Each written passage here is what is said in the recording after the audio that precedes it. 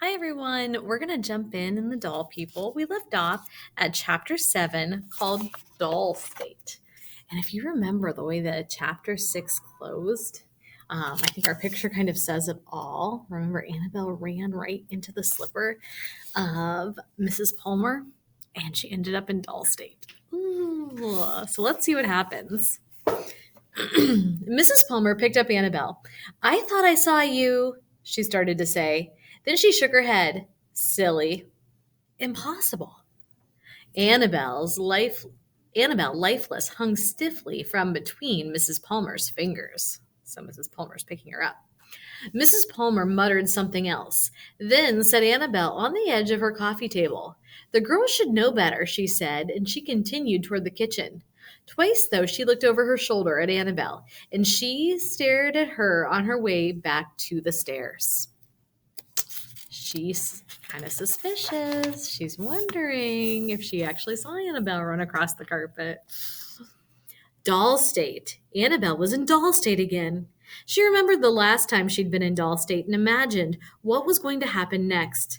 In the morning, Mrs. Palmer would have to talk with the girls, then scold Nora and tell her she had nearly tripped over Annabelle in the dark. Think how horrible it would have been if I'd stepped on Annabelle, she would say.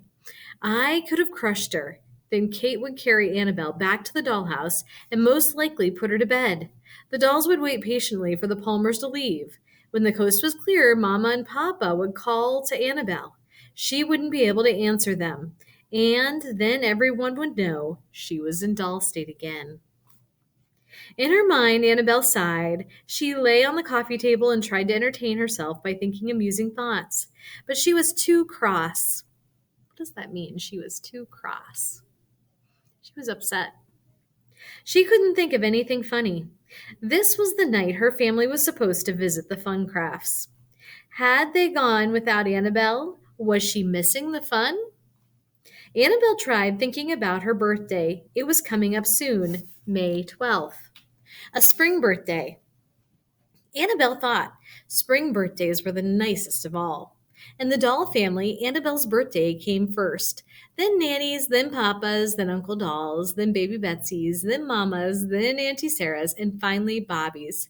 Their birthdays were the dates on which, over a century ago, the old doll maker had completed them, had put their final touches on them, and at last said, "They're all done," and let out a small, proud sigh, which had made his white mustache puff out.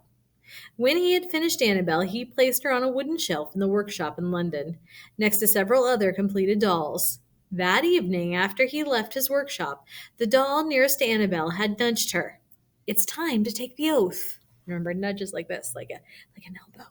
"Hey, it's time to take the oath." What? Annabelle had not felt quite awake yet. She was still in the half sleep state in which she'd found herself when the doll maker finished her that afternoon. Before that, she had not been conscious at all. "You should take the oath now," the other doll said. "The doll code of honor. You have to take it now while no humans are present. Repeat after me." Check out the picture of the shelf. Look at all those dolls. And they look kind of old fashioned because remember, Annabelle was made over 100 years ago. I, Annabelle, an avowed member of the race of dolls. I, Annabelle, an avowed member of the race of dolls, Annabelle repeated sleepily. Do hereby promise to protect our secret life. Do hereby promise to protect our secret life. Annabelle felt more awake. By upholding the doll code of honor, by upholding the doll code of honor in accordance with its everlasting law, in accordance with its everlasting law. In other words, the doll said, if you err, if you make a mistake and put the secret life of dolls in danger, you could become an ordinary doll again. An ordinary doll, even though she had taken the oath over 100 years earlier? Whenever Annabelle remembered this particular moment of her birthday, she shuddered slightly. Remember, shuddered's like a little shake. Like when something scares you, you might shudder a little bit. A big, like, oh, lightning and thunder, you might shudder. It made her think about permanent doll state. Perhaps there was some truth to it, but Annabelle rarely dwelled on the possibility. After Annabelle had taken the oath, the other dolls said, "You know, you can take back the oath. You don't have to be a living doll." That's kind of a strange thought. You can choose to be an ordinary one from the start, but the decision is irreversible.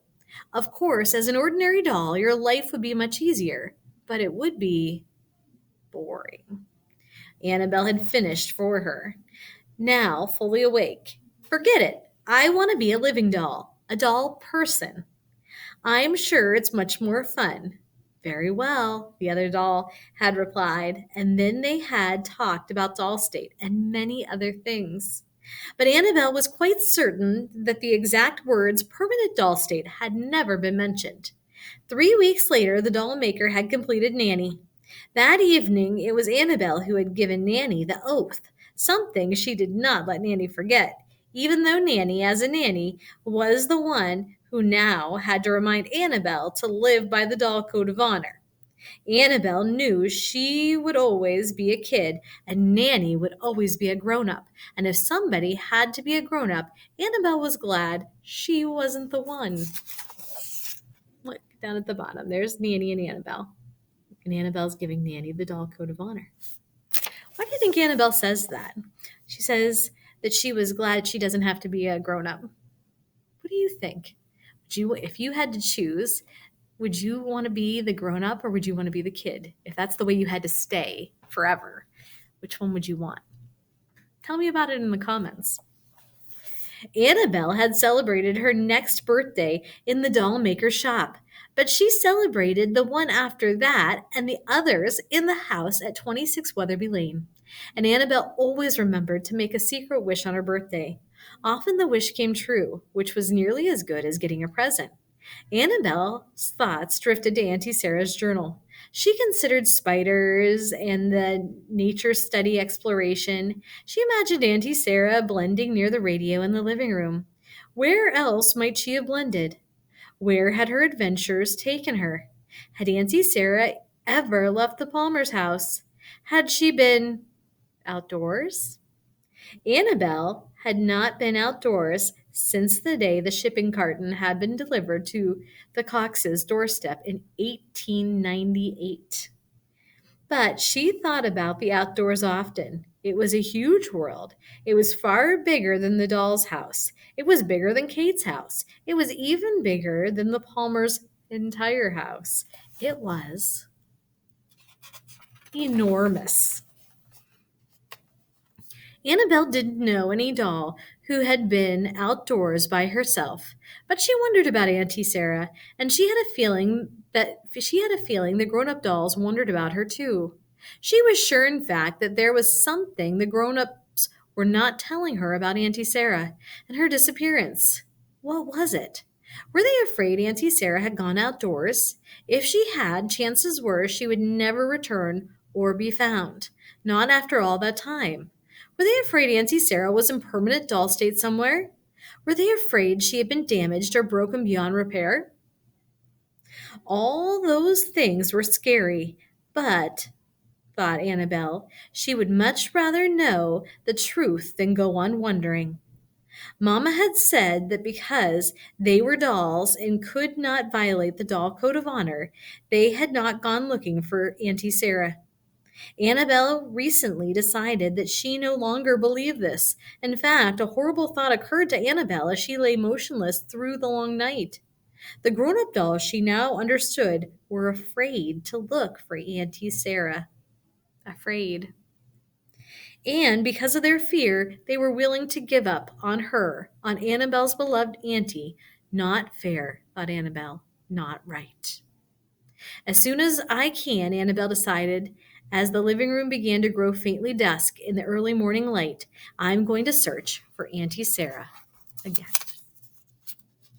And that's where we'll stop.